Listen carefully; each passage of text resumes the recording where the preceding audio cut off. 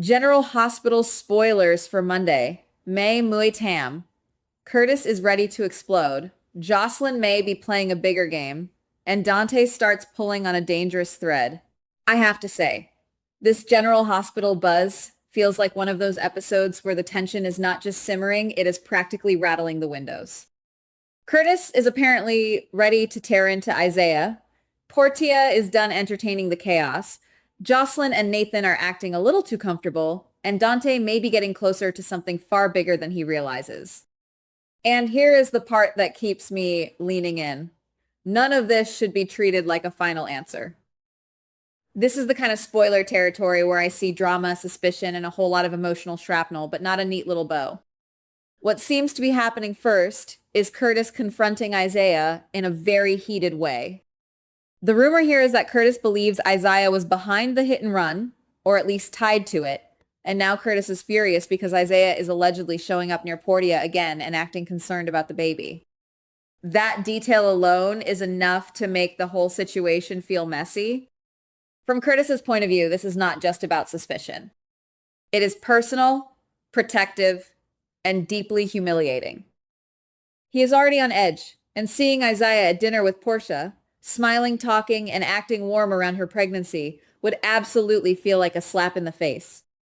That is why I think this part makes sense dramatically. Soap operas love a triangle where the emotional damage matters just as much as the mystery itself. Curtis is not only worried about danger, he is also watching someone he distrusts get close to the woman he still has complicated feelings about. That kind of pressure does not just make a man angry, it makes him reckless. So when Curtis storms in and starts disrupting the mood, I would expect Portia to hit her limit fast. And honestly, her threat to call the police sounds exactly like the kind of line a character says when she is trying to keep one disaster from becoming three. Now, the bigger question is whether Curtis is actually right about Isaiah. That is where I want to slow down and separate the facts from the smoke.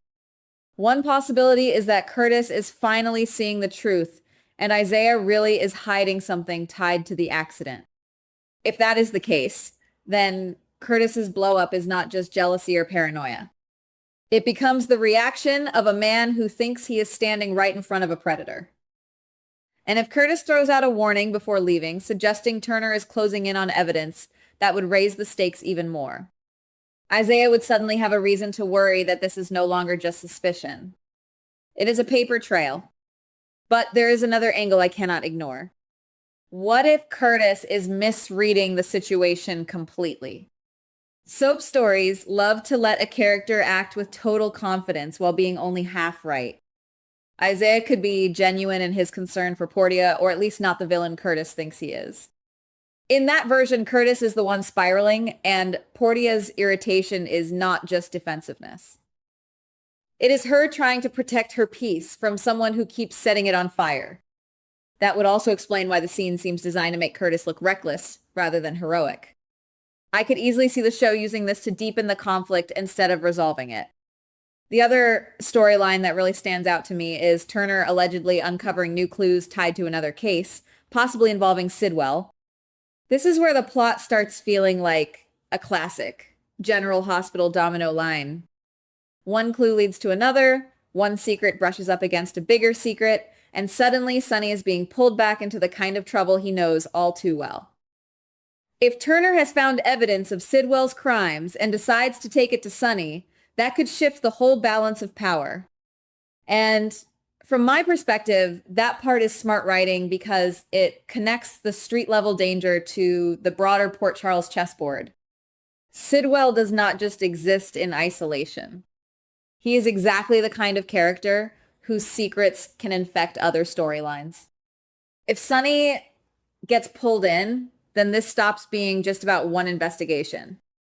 It becomes a wider war over information, leverage, and who gets burned when the truth finally surfaces.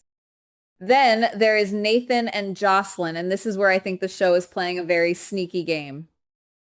The spoiler chatter suggests they are talking in a way that feels almost friendly, maybe even unexpectedly close.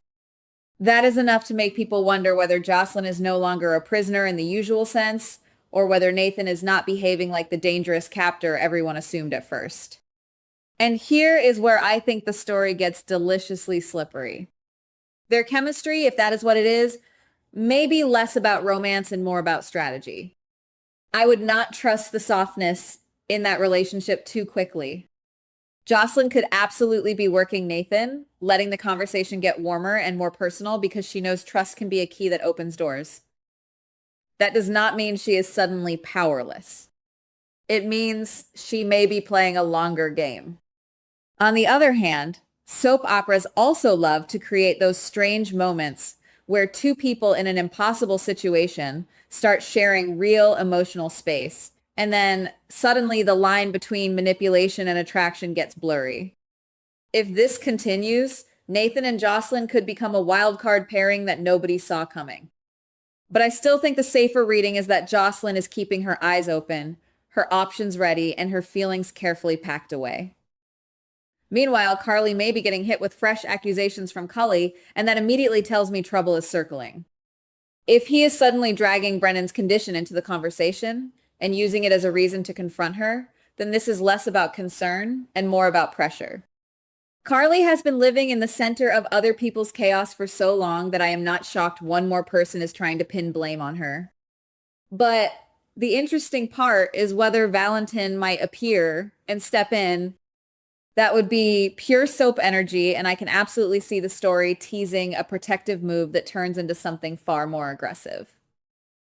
If Valentin is lurking nearby, the idea that he could attack Cullum to protect Carly is the kind of twist that would instantly escalate everything. It would also make Carly's world even more unstable, because now she is not just being accused. She is becoming the reason somebody else may cross a line.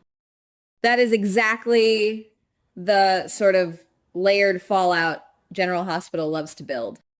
Dante's thread is another one I think deserves close attention. If he is picking up new clues about Brennan's stroke and Drew's collapse, and Liz is noticing how similar the two incidents look, then the show may be building toward a pattern. Liz's hesitation matters here. She is not leaping to conclusions. She is simply noticing that the pieces resemble each other. That makes her comments feel credible in a way that rumor alone does not. And when she brings up Willow and Nina, that is the moment I start thinking Dante may quietly start looking at both women more closely. Now, does that mean Drew is about to uncover some huge crime involving Nina and Willow? That is one possible route. It would fit the style of this story if Drew realizes the clues are pointing toward a hidden connection he has ignored. But there is another possibility, and I think it matters just as much. Drew may not find proof of a crime, but he may find enough suspicion to change how he moves to a crime. In soap terms, that can be just as explosive. Suspicion alone can wreck alliances, trigger secret meetings, and force people into defensive lies they would rather not tell. Finally, Rick and Alexis having a sincere conversation sounds emotional on the surface, but underneath it could be a ticking bomb.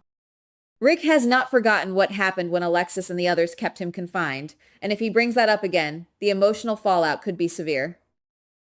The real danger, in my view, is Molly hearing part of that conversation, because once Molly realizes the past is not buried, she could react with real fury. That would put Alexis in an even more fragile position, especially if the old wound gets reopened in front of the wrong person. So here is where I land on all of this. General Hospital seems to be stacking several pressure points at once. Curtis versus Isaiah is about suspicion and jealousy. Turner's clues may widen the investigation. Jocelyn and Nathan may be moving into dangerous emotional territory. Carly is getting dragged into another confrontation. Dante may be circling a much larger pattern. And Rick's unresolved anger could blow up Alexis's already shaky position. None of this feels like a final answer yet, and that is exactly why it works. These are the kinds of spoilers that invite us to read the room, watch the body language, and ask who is telling the truth, who is pretending, and who is about to get blindsided. So I have to ask you this. Do you think Curtis is onto something real about Isaiah, or is he about to make the wrong enemy at the worst possible moment?